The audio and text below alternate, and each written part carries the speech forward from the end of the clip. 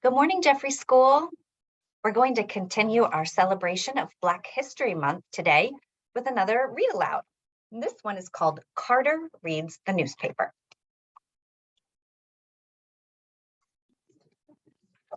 I hope you enjoy it. Each February, we celebrate Black History Month. It's a time to honor heroes like Harriet Tubman, Rosa Parks, and Martin Luther King Jr. But there's one hero we sometimes forget.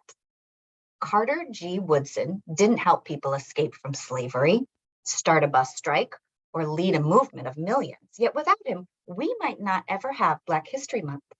This is his story. Carter was born on a small farm in Virginia in 1875, 10 years after the end of the Civil War. Carter's parents, James and Anne, were born into slavery, and Carter grew up hearing about their lives. The stories they told weren't part of any history book, but Carter kept them in his heart. James Henry had run away from his master to join the Union Army and fight for freedom. Times were hard, though. After the war, James Henry worked on the railroad, saving enough money to buy a few acres of worn-out land. Most years, the crops brought in $100 or less.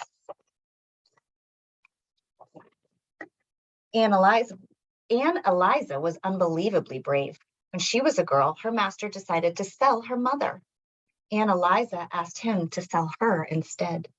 That way her mother wouldn't have to leave her other 5 children. But no one had offered enough money for her, so her master sold her mother and her 2 little brothers instead. Anne didn't see them again until after the Civil War. She never forgot the horror of standing on that auction block. Carter's parents struggled to feed and clothe their 7 children.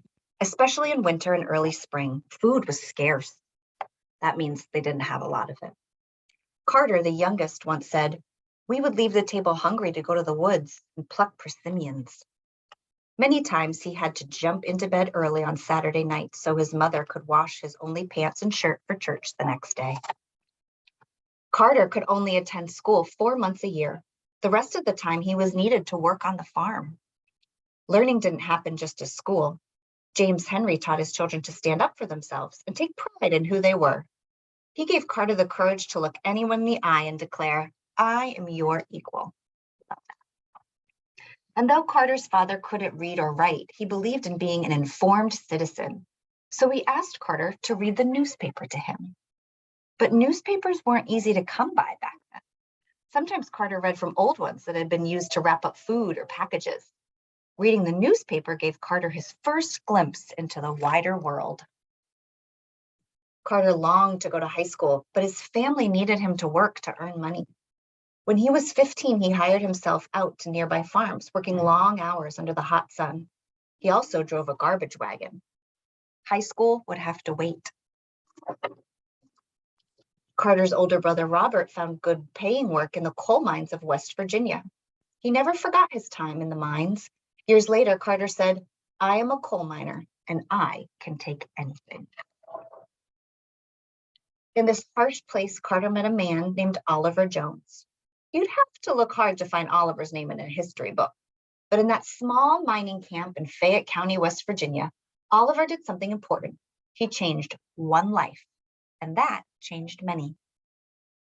Like Carter's father, Oliver was a Civil War veteran who believed in education. As a soldier who had been at the Battle of Appomattox on the final day of the Civil War, Oliver had fought for freedom and equality. He was still willing to do his part to further the cause, said Carter. Each evening after working in the mines, Oliver threw open the doors of his little house to the other miners. He made his home a reading room, filling it with books by African-American writers and with newspapers from all over the country. He sold ice cream and fruits, all at prices the men could afford. At first, Carter just went for the food, but that soon changed. Carter said, "When Oliver Jones learned that I could read, he soon engaged me to inform him and his friends as to what was said in the daily newspapers." Carter was happy to help. He liked reading the newspaper. Besides, he always enjoyed the nice things to eat as well. Carter admired Oliver. He was a well-educated man, but he could neither read nor write, said Carter. He learned by talking to others. Carter began to learn in the same way. Carter had longed for school. Life at Oliver's tea room turned out to be school of a different kind. Whenever Oliver and the other miners had questions about something Carter read in the newspaper, it was Carter's job to go and find the answers. If a Civil War veteran was in the news, Oliver wanted to know all about the man. I'd look him up in books and inform my friends as to what battles he had fought. If there was a question about economics, politics, or a new law, it was up to Carter to find out all about it and explain it to his friends.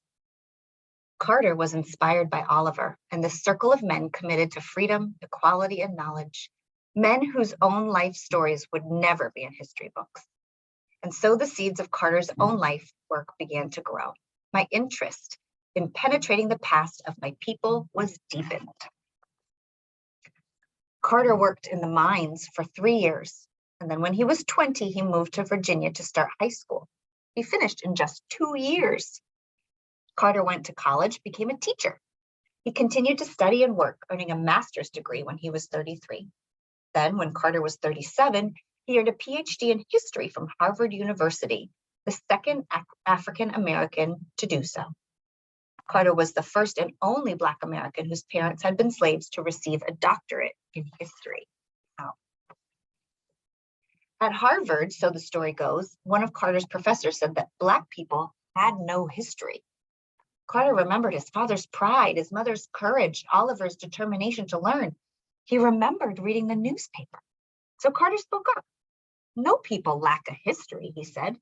The professor challenged Carter to prove him wrong. And so Carter set out to do just that. In 1926, he established Negro History Week, later which became Black History Month. Carter chose the second week of February to mark the birthdays of Frederick Douglass and Abraham Lincoln. Today, our entire nation celebrates Black History Month, and we honor Dr. Carter Woodson as the father of Black history. But in 1926, Carter was kind of alone with this idea. He had to blaze a trail. He had to spread the word at a time when there were no computers or internet or television. So Carter sent pamphlets about Negro History Week out to schools and colleges, churches, women's clubs, and of course, he put a notice in the paper. The boy who began by reading newspapers to others transformed the way people thought about history. He fought for a history based on truth, a history that includes all people. Carter G. Woodson didn't just study history, he changed it. And we can too. So I hope you learned something about Mr. Carter Woodson today. And maybe there won't be a history book written about me or you one day, but it doesn't mean that we can't help. We can always do something to make the world a better place, whether that's something in our classroom, something in our school, something in our home, just like Carter did. So be on the lookout this week to see where you can help and where you can make a difference. I'd love to hear about it, so come let me know. Have a great day.